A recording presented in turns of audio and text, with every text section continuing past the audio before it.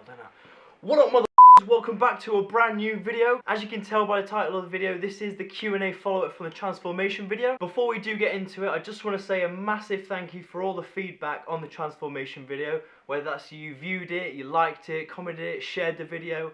Honestly, it means the absolute world to me. I did not expect it to do this good, if I'm honest. My first video, I know it's almost creeping up to 500 views, and that's all thanks to you guys, so I just want to say a massive respect right there. So, I asked you guys to pop your comments down in the section below on the previous video. So I've collated those comments, I've added a few myself at the very start of the Q&A. So, sit back, relax, and enjoy the video.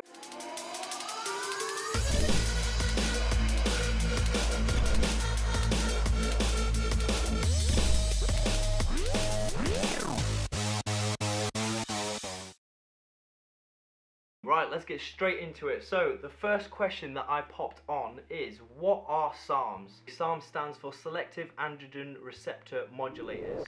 And one of the biggest misconceptions out there in the fitness industry are people believe SARMs are steroids. They are not, so remember that. They are oral pharmaceutical drugs that mimic the effect of testosterone in the body. They are also new to the fitness industry, so there's not a huge amount of study and research that has been put into them. You will find they're also a lot cheaper than anabolic steroids as well. You can also still see the benefits from them, for example, increase of muscle mass, strength gains and recovery time. Which leads me to the next question I popped on as well, where to buy SARMs? Personally, for me, I would never buy online. For me, I felt a lot more comfortable going into my local supplement store, which is OHS, Optimum Health Supplements. I'll pop the address on the screen now. Go ahead, if you do live nearby, go to the supplement store. Honestly, the owners are amazing. Any questions that I had, I asked them, got a reply straight away, whether that's in store or on their Instagram page. I'll also pop the Instagram and all the links down in the description down below so you guys can go ahead and have a look. That's just my personal opinion. For me, I felt a lot more comfortable. You might not, it's entirely up to you, but again, I'm only suggesting. Another question I've popped on as well is, are they safe? So obviously, due to them not being around for long, like I said, there's not a huge amount of research that's been put into them. Some believe they have less side effects, however others believe they've got a lot more potential later life side effects as well. They're not even for human consumption, so how can they be safe? Like Coach Greg would say, there is zero chance that they can be safe, so remember that. But obviously understanding what they are, what they do, and the correct precautions to take when taking them, you'll be able to make it as safe as possible if you do decide to ever do anything like this. That will benefit you 100% during and post cycle as well. I am only educating you, I'm not forcing you to do anything, forcing you to try anything. This video is literally just my transformation and my experience with SARMs. Right, so now those questions are away with, I thought I'd just pop them in there just in case you guys did not know them. So we've got a question here from Luke. Luke says, what did your cycle look like and what sort of workout split do you use? So what I did was, for my first cycle, I stacked RAD140 as the SARM and MK677 as the growth hormone. Another big misconception here, people believe MK677 is a SARM. It is not a SARM, so remember that if you're ever considering it. This was also my first cycle, so I didn't feel comfortable stacking two SARMs together.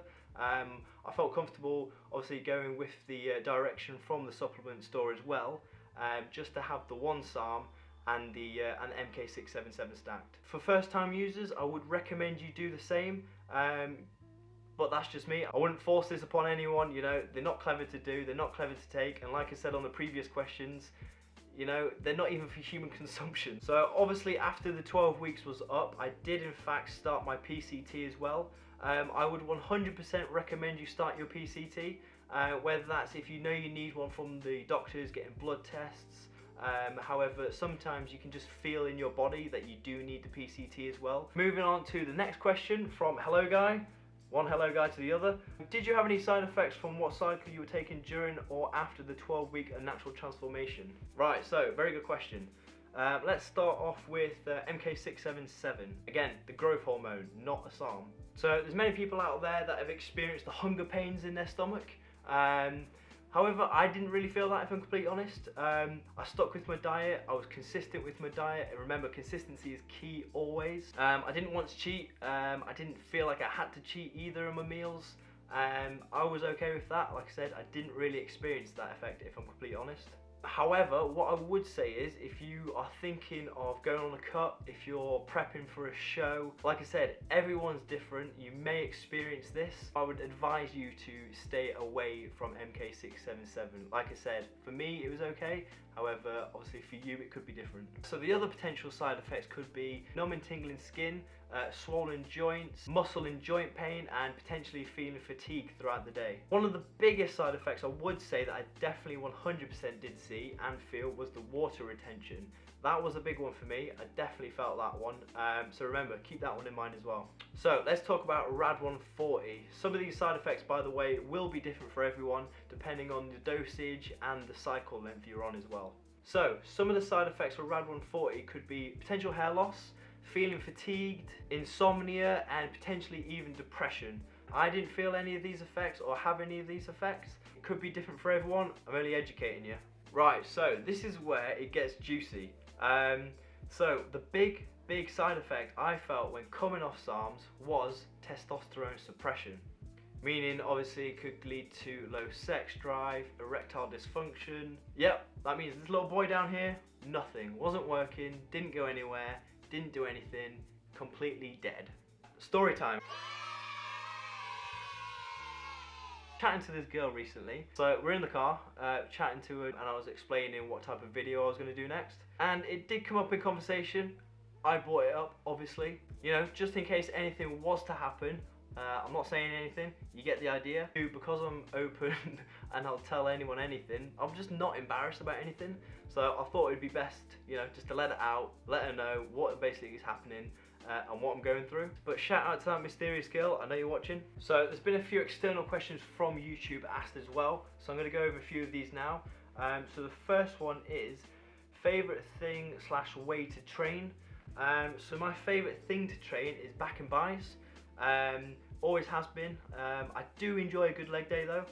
That's only when the gyms are open, because here in the UK lockdown is still a thing. And my favourite way to train, if I'm at the gym, it's single days. However, I will obviously implement back in buys, for example. At home currently I'm doing push-pull legs, although I do start with legs, so I'm doing legs push-pull and then rest. I've always done that.